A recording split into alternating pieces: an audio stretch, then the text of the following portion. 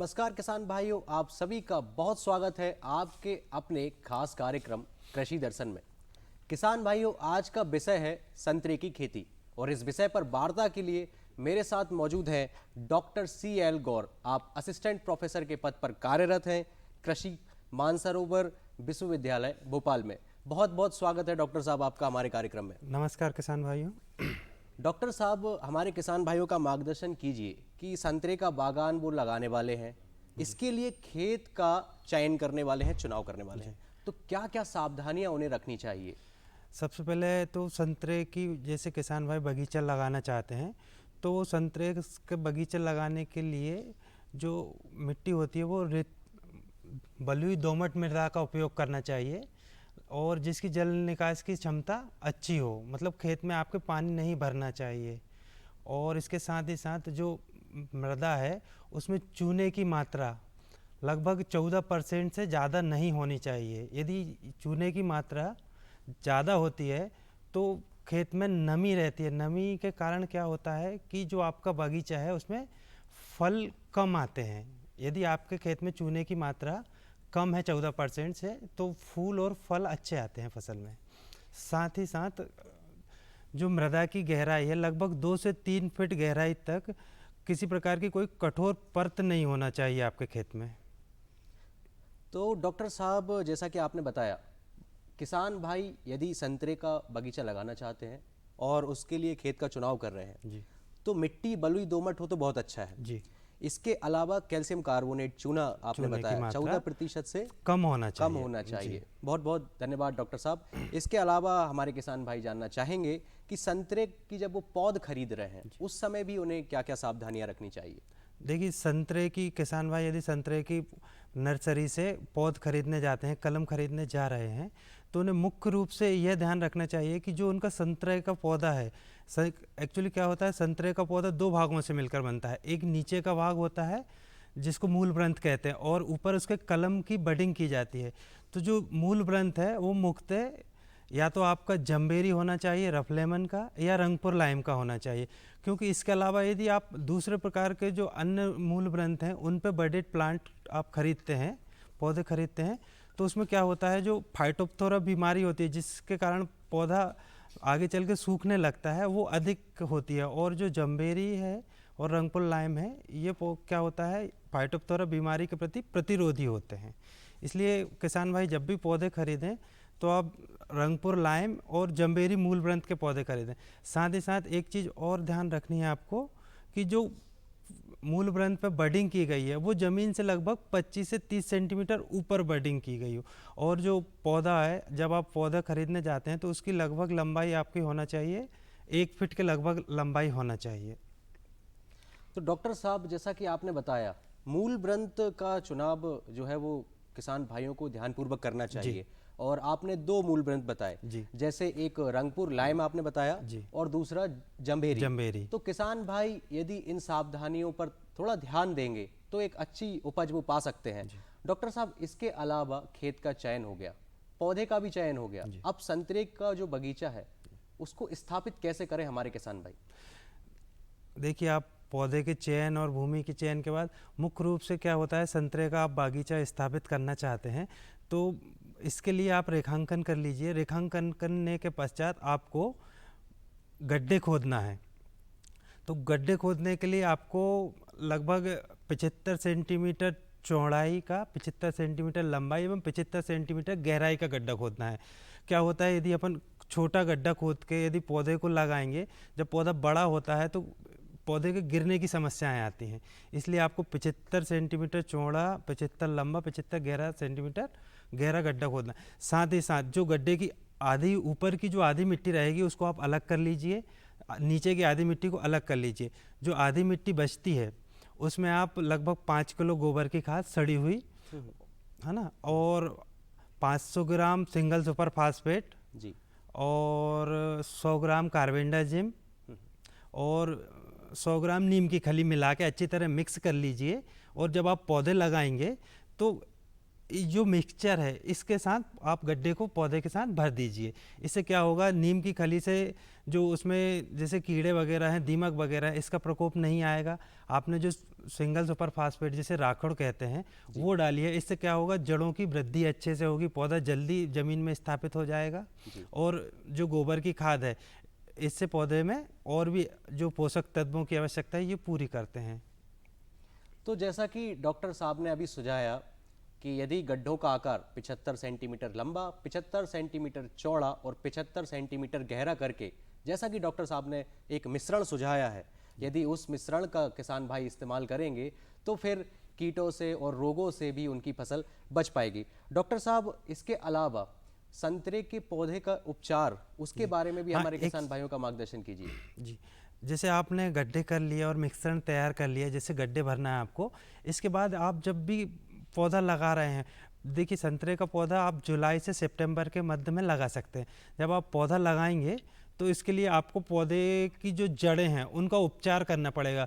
आप फफूंदनाशक दवा का इसमें उपयोग कर सकते हैं। फफूंदनाशक दवा जैसे बाज़ार में मेटल एक्सिल MZ72 आती है, 72 जो आती है, उसकी 2.5 से 3 ग्राम मात्रा 1 लीटर पानी में घोल के उसमें जो आप पौधा लगाने जा रहे हैं उसकी जड़ को 5 से 10 मिनट दबा के रखिए और उसके बाद पौधा आप ज़मीन में लगाइए।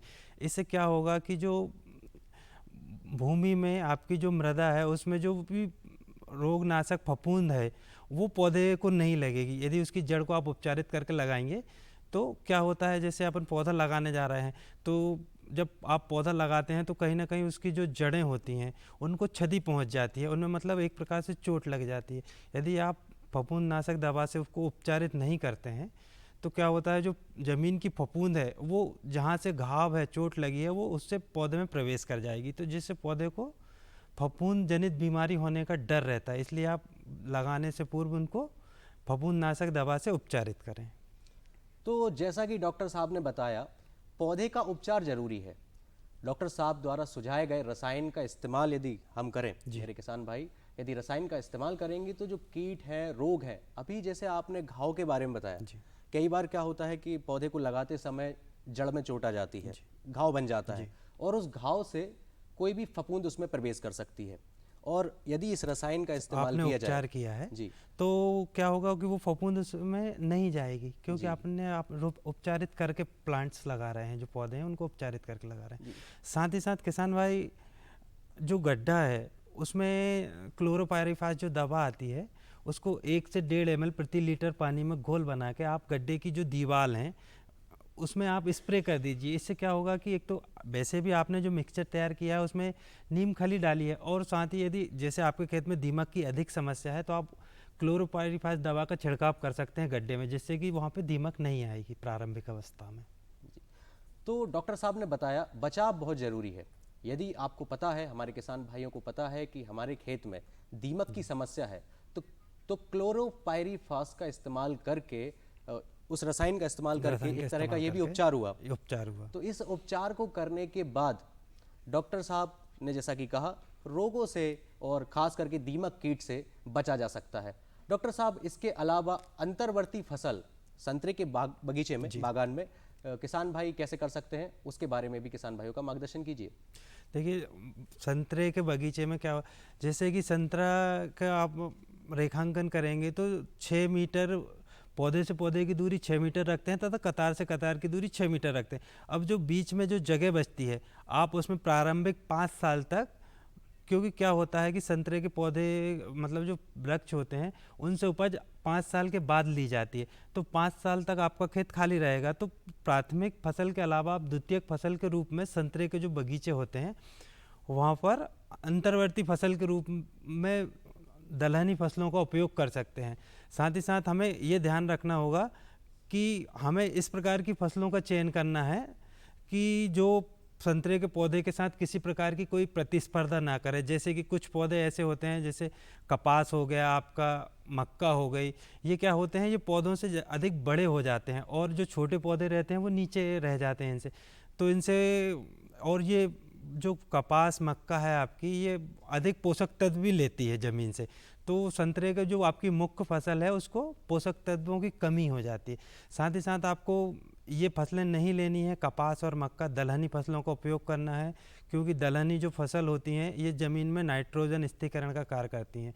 तो जो नाइट्रोजन स्थिरीकरण करेंगी तो वो आपकी संतरे की फसल को उपलब्ध हो जाती है। साथ ही साथ एक चीज़ और ध्यान रखनी है आपको, जब अंतर्वर्ती फसल लेते हैं तो आपको जो आपने पौधा लगाया है संतरे का, उससे आधा मीटर दोनों साइड आधा आधा मीटर छोड़ के फसल लेनी है। मतलब आपको जस्ट जो तना है संतरे का उसके पास से फसल नहीं लेनी, उसके आधा मीटर इस साइड जगह छोड़नी है, आधा मीटर इस साइड जगह छोड़नी है। उसके बाद जो जगह बचती है उसमें आपको अंतर्वर्ती फसल लेना है। तो जैसा कि डॉक्टर साहब ने बताया, अंतर्वर्ती फसल का चुनाव इस बात को ध्यान में रखकर करना चाहिए कि कहीं वह हमारी मुख्य फसल से प्रतियोगिता न कर जाए। जी किसान भाइयों, वक्त हो गया है एक ब्रेक का। ब्रेक के बाद चर्चा करेंगे कि अभी जो फसल संतरे की खड़ी हुई है उसमें क्या क्या समसामयिक कार्य करने हैं।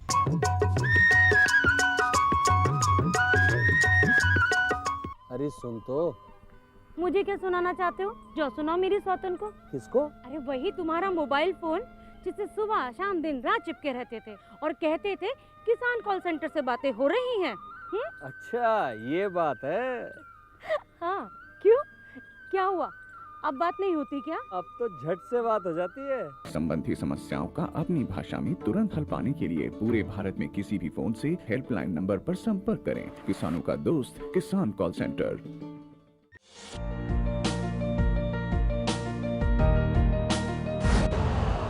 यूरिया का स्वदेशी उत्पादन 70 लाख टन बढ़ाने के लिए 6 उर्वरक संयंत्रों का उद्धार किया जा रहा है।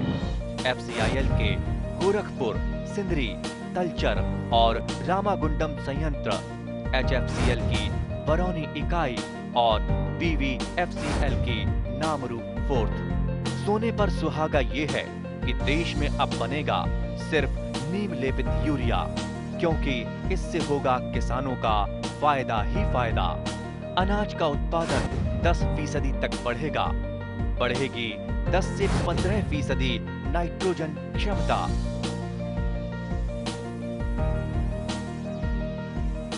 किसान भाइयों, एक बार फिर से आपका स्वागत है कृषि दर्शन में। डॉक्टर साहब, जो फसल खड़ी हुई है संतरे की जी, उसमें क्या समसामयिक कार्य हमारे किसान भाई कर सकते हैं? जैसे कि अभी अक्टूबर माह है, अक्टूबर माह में मुख्यतः क्या होता है, संतरे में मुख्यतः 3 प्रकार की बहार ली आती हैं। मतलब कोई भी नींबू वर्गीय फसल हो उसमें एक तो मृग बहार आती है, जिसके फल आपको मार्च के महीने में फल आते हैं संतरे के, वो मृग बहार के फल होते हैं। और एक आती है आंबिया बहार। आंबिया बहार के फल कब आते हैं आपके? अम्बे बहार मतलब नवरात्रि के टाइम अक्टूबर में जो फल आते हैं। तो जो आंबिया बहार की फसल होती है संतरे में, उसमें क्या अधिकतर फल गलन की समस्या बहुत ज़्यादा होती है अक्टूबर में। क्या रहता है, पेड़ से फल गिरने लगते हैं आपके। तो इसके लिए मुक्त, यदि आपके बगीचे में फल गलन की समस्या है, फल गिर रहे हैं, तो उनके लिए आप क्या करें कि 1.5 ग्राम 1.5 ग्राम जिब्रेलिक अम्ल, 100 ग्राम आपका जो फफूंदनाशक दवा है कार्बेंडाजिम, 1 किलो यूरिया को 100 लीटर पानी में आप एक घोल बनाइए और इस घोल का स्प्रे आपके बगीचे में कीजिए। ये घोल का स्प्रे आपको 15 दिन के अंतराल पर फिर दोबारा करना है। इससे क्या होगा, आपके बगीचे में जो फल गलन की समस्या है वो नहीं आएगी। तो जैसा कि डॉक्टर साहब ने बताया, यदि अभी फसल खड़ी हुई है और उसमें फल गलन की समस्या है, फल गिर रहे हैं, तो डॉक्टर साहब ने जो सुझाया है उस पर यदि हमारे किसान भाई अमल करेंगे तो इस समस्या से बच पाएंगे। और एक क्या होता है, जैसे अक्टूबर माह में अभी सबसे ज़्यादा जैसे अपन बात करें तो फल गलन इससे होता है, और एक जैसे रस चूसक वो होता है पतंगा, जिसको मतलब अपन भाषा में बोलें तो फ्रूट सकिंग मॉथ होता है। ये मॉथ भी क्या करता है, ये फलों के रस को चूसता है, इससे भी फल गलन की समस्या आती है आंबिया बहार की फसल में। तो इसका भी आप प्रबंधन करके, रोकथाम करके जो फल गलन है उसको कम कर सकते हैं, मतलब फल के गिरने को कम किया जा सकता है। इसके रोकथाम के लिए आप क्या करेंगे, जो रूस रस चूसने वाला पतंगा होता है, ये मुख्यतः फलों से रस चूसता है, तो इसके लिए विष प्रलोभिका का उपयोग किया जाता है। मतलब एक प्रलोभन दिया जाता है उसको। इसमें क्या करते हैं अपन कि 200 ग्राम गुड़ लेते हैं, 2 लीटर पानी लेंगे, उसमें 20 मिलीलीटर मेलाथियान जो कीटनाशक दवा है या इसके अलावा एक डाइजीनॉन आती है, वो 20 ml दवा लेकर इनका मिश्रण तैयार करेंगे। और जो आपके बगीचे में जो फल गिर चुके हैं, इन फलों का आप रस निकालिए और इनका रस को उसमें डाल दीजिए। ये जो वृक्ष प्रलोभिका बनती है, इसको आप 20 से 25 पेड़ों के मध्य में एक वृक्ष प्रलोभिका लगा दीजिए। क्या होगा कि जो रस चूसक पतंगा है वो इसकी ओर आकर्षित होता है और इसमें से एक चौड़े मुंह के बर्तन में आपको लगाना है। जब भी वो इसमें से रस चूसेगा तो इसमें आपन ने कीटनाशक दवा मिला के रखी है, उसको प्रलोभित करने के लिए वो करते हैं, ताकि वो फलों से रस न चूस के विष प्रलोभिका में आके रस चूसे। तो वो जैसे ही उसमें आके रस चूसता है मर जाता है। डॉक्टर साहब, बहुत बहुत धन्यवाद आपका हमारे किसान भाइयों का मार्गदर्शन करने के लिए। आज हमारे किसान भाइयों के लिए संतरे की खेती कुछ हद तक तो आसान हो ही गई है। किसान भाइयों, अब समय है खबरें खेती की। दर्शकों नमस्कार, खबरें खेती में आपका स्वागत है। देखते हैं प्रमुख समाचार। छोटे किसानों के लिए कटिबद्ध सरकार, किसान क्रेडिट कार्ड होंगे डिजिटल, सरसों की उन्नत खेती, खरीफ फसलों का सुरक्षित भंडारण, आलू के उर्वरक प्रबंधन। भारत सरकार कृषि और खाद्य प्रणालियों के समक्ष स्थिरता संबंधी चुनौतियों से निपटने के लिए तत्पर है और इनके समाधान के लिए अनेक महत्वपूर्ण पहल की गई है। केंद्रीय कृषि एवं किसान कल्याण मंत्री नरेंद्र सिंह तोमर ने बाली में G20 की बैठक को संबोधित करते हुए कहा कि छोटे व सीमांत किसानों के फायदे के लिए सरकार कटिबद्ध है। किसानों के कल्याण के लिए अनेक बड़ी योजनाएं चलाई जा रही हैं। G20 की बैठक में अनुकूल व सतत कृषि एवं खाद्य प्रणालियों का निर्माण विषय पर श्री तोमर ने कहा कि भारत किसानों को आदान प्रौद्योगिकी व बाजारों तक अपनी पहुंच में सुधार करने, वर्तमान व भावी संकटों के प्रति समक्ष बनाने के लिए कटिबद्ध है। भारत अपने किसानों की आर्थिक अनुकूलता बढ़ाने के लिए छोटे व सीमांत किसानों को समूहों में एकजुट, कृषि अवसंरचना में निवेश व दुनिया में बड़ा फसल बीमा कार्यक्रम शुरू करने, कृषि स्टार्टअप को बढ़ावा देने और कृषि के डिजिटलीकरण को सुविधाजनक बनाने जैसी विभिन्न गतिविधियां संचालित कर रहा है। राजस्व विभाग की सहायता से किसानों को ऋण प्रदान करने के उद्देश्य से बनाए गए किसान क्रेडिट कार्ड के एंड टू एंड कंप्यूटरीकरण की पद्धति लागू की गई है। पद्धति के कंप्यूटरीकरण से किसान क्रेडिट कार्ड ऋण की प्रक्रिया को डिजिटल बनाया जाएगा, जो अधिक सुगम और किसानों के अनुकूल होगी। हरदा जिले को पायलट प्रोजेक्ट के रूप में चुना गया है। पायलट प्रोजेक्ट के परिणामों और अनुभव के आधार पर इसे प्रदेश के अन्य जिलों में भी लागू किए जाने पर विचार किया जा रहा है। इस पद्धति के लागू होने से किसान को क्रेडिट कार्ड पर ऋण लेने के लिए बैंक शाखा में जाने और किसी प्रकार के दस्तावेज को जमा करने की जरूरत नहीं होगी। आवेदन ऑनलाइन ऐप से किए जा सकेंगे। बेहतर उत्पादन और किसानों को लाभान्वित करने के लिए जरूरी है कि कीटों से फसलों की सुरक्षा बेहतर तरीके से की जाए। फसलों को कीटों से बचाने की जिम्मेदारी कृषि वैज्ञानिकों से लेकर कृषक तक की है। फसलों को कीटों से बचाव कर हम बेहतर उत्पादन प्राप्त कर सकते हैं। यह बात plant protection paste free area विषय पर एक दिवसीय कार्यशाला को संबोधित करते हुए plant protection advisory Faridabad doctor JP Singh ने कही। कार्यशाला करनाल बंट की रोकथाम पर केंद्रित रही। वैज्ञानिकों द्वारा गेहूं की फसल में लगने वाले कीट करनाल बंट से बचाव के उपाय बताए गए। वैज्ञानिकों ने अपनी रिसर्च के आधार पर करनाल बंट बीमारी की रोकथाम मध्य प्रदेश में किस तरह की जा सकती है की जानकारी दी। इस मौके पर मध्य प्रदेश राज्य कृषि विपणन बोर्ड की प्रबंध संचालक GV रश्मि ने कहा कि राज्य सरकार कृषि और कृषक सबसे पहले की नीति पर कार्य कर किसानों को लाभान्वित कर रही है। प्रमुख तिलहन फसल सरसों की बोनी समय से करने पर अधिकतम उत्पादन किया जा सकता है। उचित समय पर बोनी करने से उत्पादन तो अधिक होता ही है, साथ ही साथ फसल पर रोग व कीटों का प्रकोप भी कम होता है। सरसों की बुवाई का उचित समय असिंचित क्षेत्र हेतु 15 सितंबर से 15 अक्टूबर तक एवं सिंचित क्षेत्र हेतु 10 अक्टूबर से 30 अक्टूबर तक उपयुक्त है। सरसों की बीज दर 5 से 6 किलोग्राम प्रति हेक्टेयर रखना चाहिए। सरसों की बोनी सीड ड्रिल से कतारों में करें। पंक्ति से पंक्ति की दूरी 30 से 45 सेंटीमीटर, पौधे से पौधे की दूरी 10 से 12 सेंटीमीटर एवं बीज को 2 से 3 सेंटीमीटर से अधिक गहरा ना बोएं। मध्य प्रदेश के लिए सरसों की उन्नत किस्में जैसे जवाहर सरसों 2, जवाहर सरसों 3, राज विजय सरसों 2, NR CHB 101, पूसा सरसों 21, पूसा सरसों 27, RGN 73, माया, पूसा अग्रणी, रोहिणी, पूसा जय किसान एवं स्वर्ण ज्योति प्रमुख हैं। खरीफ की सोयाबीन, धान, उड़द इत्यादि फसलें खेत में खलिहान और खलिहान से आपके भंडारण गृह तक पहुंच रही हैं। उपज का काफ़ी कुछ हिस्सा तो किसान तुरंत मंडी में विक्रय कर देते हैं। कुछ हिस्सा बीज एवं बाद की आवश्यकताओं के लिए किसान अपने पास रोक कर रखते हैं। भंडारण के उचित तरीके अपनाकर अनाज को नष्ट होने से बचाया जा सकता है। भंडारण के पूर्व दानों को तेज धूप में अच्छी तरह सुखा लें। फिर कीटनाशक मेलाथियान से उपचारित बोरों में भरकर भंडारण गृह में पॉलीथिन या लकड़ी की पट्टियों के ऊपर दीवार से 1 हाथ की जगह छोड़कर झल्लियां बन लगाएं। फिर पॉलीथिन से बोरों की झलियों को ढकते हुए एल्यूमिनियम फॉस्फाइड के पाउच से प्रधुमन करें। भंडारण के देशी तरीकों में नीम की सूखी पत्तियों का प्रयोग भी कारगर उपाय है। भंडारण की उन्नत विधियां अपनाकर इस नुकसान को कम किया जा सकता है।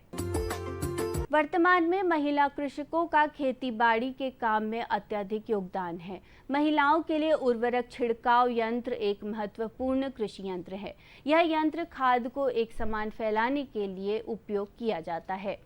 इसका वजन 3 किलोग्राम होता है, जिसके कारण इसे आसानी से महिलाओं द्वारा उठाया जा सकता है।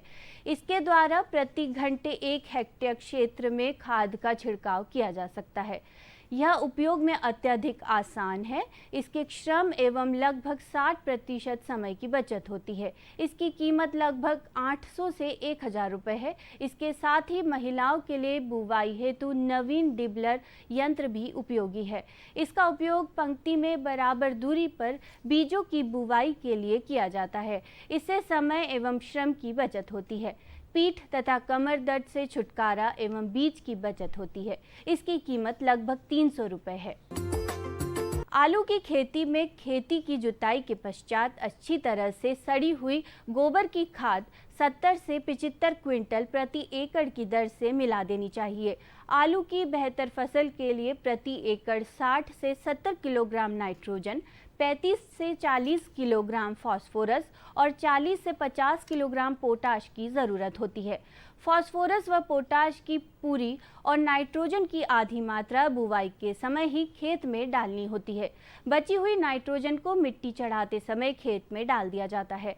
साथ ही फसल बोने के 30 से 40 दिन बाद जैव उर्वरक स्यूडोमोनास 2 लीटर प्रति एकड़ की दर से छिड़काव करना चाहिए। आलू से अधिकतम उत्पादन लेने के लिए आलू की उन्नत किस्में कुफरी अशोका, कुफरी सूर्या एवं कुफरी पुखराज लगाना चाहिए।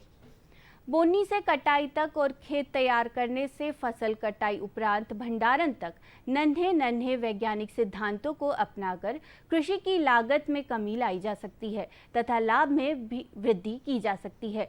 इस हेतु किसान भाइयों और बहनों को सतत कृषि विज्ञान केंद्र के वैज्ञानिकों के संपर्क में रहना चाहिए। उक्त उद्गार डॉक्टर किंजल्क सिंह तोमर, कृषि विस्तार रीवा के हैं, जो कि ग्राम एतला, ब्लॉक रायपुर, करचुलियान, जिला रीवा में केंद्र द्वारा आयोजित रबी की फसलों की लागत में कमी विषय पर आयोजित कृषक प्रशिक्षण में मुख्य वक्ता के तौर पर बोल रही थी। कृषि वैज्ञानिक ने आह्वान किया कि सदैव बोनी के पूर्व बीज को छाने, बीने, फिर 100 दानों का अंकुरण परीक्षण करें। यदि 75 से अधिक दाने जमे तो फफूंदनाशक, कीटनाशक और जैव उर्वरक से उपचारित कर अनुशंसित बीज दर में उचित कतार से कतार और बीज से बीज की दूरी पर ही बोनी करें। खबरें खेती में इतना ही। दीजिए इजाजत। नमस्कार। किसान भाइयों, आज हमने जाना संतरे की खेती हमें कैसे करनी है, पौधों का चयन कैसे करना है, पौधों का रसायनों से कैसे उपचार करना है, इसके अलावा क्या हम समसामयिक कार्य हमारी फसल में कर सकते हैं। किसान भाइयों, आज के लिए फिलहाल इतना ही। मुझे दीजिए आज्ञा, एक नए विषय के साथ फिर मुलाकात होगी। धन्यवाद।